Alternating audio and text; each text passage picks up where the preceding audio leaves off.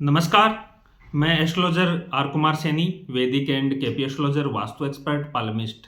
आज अपन इस वीडियो के अंदर चर्चा करेंगे इस कुंडली के बारे में। ये एक जातक की कुंडली है जिन्होंने 3 सवाल पूछे हैं। कि पहला सवाल इन्होंने पूछा है कि वैवाहिक जीवन कैसा रहेगा, पहली चीज। और दूसरा सवाल इन्होंने पूछा है क्या मेरे जीवन में सरकारी नौकरी का योग है।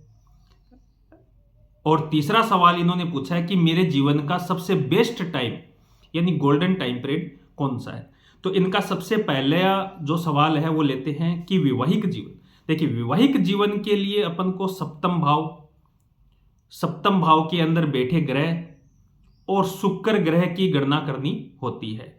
उसकी अच्छी स्थिति हो इन तीनों चीजों की तो वैवाहिक जीवन अच्छा बोलेंगे, अच्छा रहेगा। और अगर इन तीनों की स्थिति है वो खराब हो तो वैवाहिक जीवन डिस्टर्ब रहेगा। और इसके अंदर अपन ये भी जानेंगे कि क्या तलाक की संभावना भी है। तो सबसे पहले सप्तम भाव। तो यहां पे सप्तम भाव के अंदर मिथुन राशि पड़ रही है। मिथुन राशि के अंदर चंद्रमा बैठा हुआ है और चंद्रमा अष्टम भाव का स्वामी होके सप्तम में बैठा। अष्टम भाव है वो बाधा, अड़चन, परेशानी और खराब चीजों के लिए गणना की जाती है। ज्यादातर अष्टम भाव के जो फल हैं वो खराब होते हैं। तो अष्टमेश का सप्तम के अंदर बैठना, वो भी चंद्रमा का, तो जो इनका जीवन साथी होगा, जो इनकी पत्नी होगी, वो पल पल अपना व्यवहार बदलने वाली होगी। तो इस कारण उनका वैवाहिक जीवन है वो डिस्टर्ब रहेगा, परेशानी रहेगा। चंद्रमा सप्तम भाव के अंदर वायु तत्व राशि के अंदर बैठना तलाक की संभावना को गति दे देता है। तो यहां पे चंद्रमा का सप्तम भाव के अंदर बैठना तलाक की स्थिति उत्पन्न करेगा, पहली चीज। अब दूसरी चीज इसके अंदर देखते हैं कि सप्तमेश जो सप्तम भाव का स्वामी है वो किस स्थिति के अंदर है। तो इस कुंडली में सप्तम भाव जो विवाहिक स्थान का स्वामी है बुध, वो राहु के साथ में सिंह राशि के अंदर, अग्नि तत्व राशि के अंदर सूर्य के साथ में ही बैठा हुआ है और वक्री भी है और अस्त भी है। तो ये सप्तमेश का राहु के साथ में पीड़ित होना, अस्त होना और वक्री होना, ये भी खराब स्थिति मानी जाएगी। यानी कि दोनों के बीच में जिद, लड़ाई झगड़े, कम्युनिकेशन गैप बहुत ज्यादा रहेंगे और उसके वजह से इनका वैवाहिक जीवन है वो टूटने के कगार पे पहुंचेगा। अब तीसरी चीज शुक्र ग्रह। शुक्र ग्रह इस कुंडली के अंदर, शुक्र ग्रह है वो वैवाहिक सुख, लग्जरी जीवन या वैवाहिक जीवन के बारे में, जो पत्नी के बारे में जो गणना करते हैं वो शुक्र से करते हैं।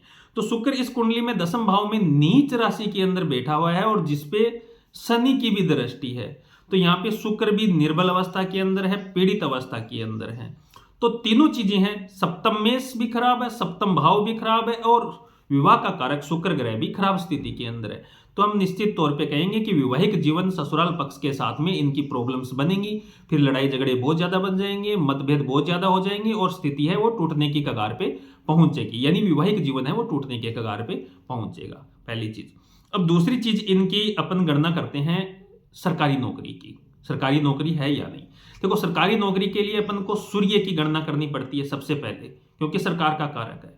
दूसरा, दसम भाव की गणना करनी पड़ती है, दसम भाव का स्वामी किस स्थिति के अंदर है और दसम के अंदर बैठा ग्रह, दसम भाव यानी कर्म क्षेत्र, कार्य क्षेत्र, तो दसम के अंदर बैठे ग्रह की स्थिति क्या है। तो इस कुंडली के अंदर सूर्य है वो अपनी सिंह राशि, स्वर राशि के अंदर, अपनी ही राशि के अंदर बैठा हुआ है नवम भाव के अंदर। और भाग्य, जिसको भाग्य भाव भी बोलते हैं, सूर्य का नवम भाव में स्वर राशि के अंदर बैठना बहुत अच्छा माना जाता है और सरकारी नौकरी की स्थिति को बढ़ाता है। लेकिन यहां पे राहु के साथ में बैठा हुआ है सूर्य, तो राहु, सूर्य है वो राहु के द्वारा थोड़ा पीड़ित है। इस वजह से इनको नौकरी की स्थिति तो बन रखी है सूर्य के कारण, लेकिन संघर्ष के बाद, कठिनता के बाद वो सरकारी नौकरी मिलेगी। ये पहली चीज। दूसरी चीज, दसम भाव का स्वामी यहां पे बुध बनता है। बुध भी नवम भाव के अंदर बैठा हुआ है, यानी कर्मेश का नवम भाग्य भाव के अंदर बैठना अच्छा माना जाता है। तो यहां पे नवम भाव के अंदर बुध दशमेश का बैठना सरकारी नौकरी की संभावना को और ज्यादा बढ़ा रहा है। तो यह भी स्थिति बहुत बढ़िया है। तीसरी चीज, इस कुंडली के अंदर छठे भाव जो जॉब का होता है, नौकरी का होता है, का स्वामी शुक्र है दसम भाव के अंदर नीच राशि के अंदर बैठा हुआ है और जिसपे गुरु की दृष्टि है। गुरु की जहां पे दृष्टि पड़े वहां अमृत निकलता है। यानी उस जिस जिस भाव पे या जिस ग्रह पे गुरु की दृष्टि पड़ती है उसके भावों को फलों को 100 गुना बढ़ा देता है। तो यहाँ पे गुरु की दृष्टि पड़ना दसम भाव के ऊपर, शुक्र के ऊपर, षष्ठेश शुक्र के ऊपर, तो नौकरी की स्थिति को बढ़ा रहा है। यानी कि इनको 100% गवर्नमेंट जॉब लगने के योग बनेंगे। गुरु की दृष्टि शुक्र पे, दसम भाव पे सरकारी नौकरी 100% दिलवाएगी। यानी इनको 100% नौकरी मिलेगी, ये इनकी कुंडली कह रही है। अब तीसरी चीज कि जीवन का गोल्डन टाइम पीरियड कौन सा होगा, तो वर्तमान में देखें तो इनकी शनि की महादशा चल रही है। शनि इनकी कुंडली में वक्री अवस्था के अंदर है और चतुर्थ भाव के अंदर है। शनि का वक्री होने का मतलब है संघर्ष ज्यादा करवाना। तो इनके जीवन के अंदर संघर्ष, शनि की महादशा तक है वो संघर्ष बना रहेगा। यहाँ पे शनि वक्री होके और चतुर्थ भाव के अंदर बैठना, मानसिक तनाव, फ्रस्ट्रेशन, जिद और कार्य क्षेत्र के अंदर या इनके कामों के अंदर जो भी ये प्रयास करते हैं उनके अंदर अड़चन बनती है, बाधा बनती है, देरी होती है। काफी संघर्ष के बाद उनकी स्थिति है वो सफल होती है।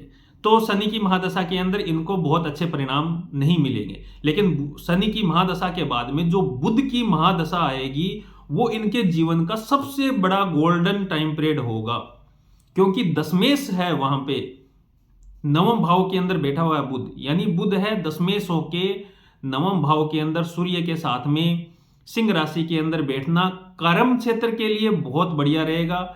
इनके कार्य, नौकरी आदि के अंदर प्रगति बनेगी और बहुत अच्छी स्थिति। तो बुध की महादशा के अंदर इनको जॉब के अंदर बड़ा पद मिलेगा, अच्छी तरक्की होगी, अच्छी संपत्ति, अच्छी लग्जरी लाइफ, धन, मान सम्मान, यश, प्रतिष्ठा। यानी इनके जीवन के अंदर जो भी इनकी आकांक्षा है वो बुध की महादशा के अंदर पूरी होगी। तो बुध की महादशा इनके जीवन के अंदर गोल्डन टाइम पीरियड साबित होगी और वो 17 साल इनके बहुत बढ़िया जबरदस्त गुजरेंगे। तो बहुत बहुत धन्यवाद।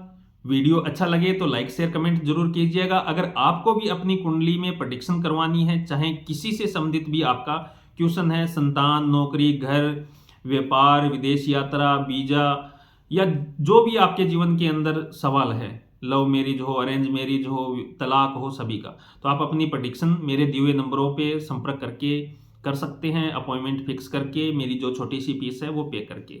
बाकी चैनल को सब्सक्राइब जरूर कीजिएगा। मैं आपको ज्योतिष गणना करना सिखा दूंगा, ये निश्चित है, अगर आप मेरे से जुड़े रहे तो। बहुत बहुत धन्यवाद। हर हर महादेव।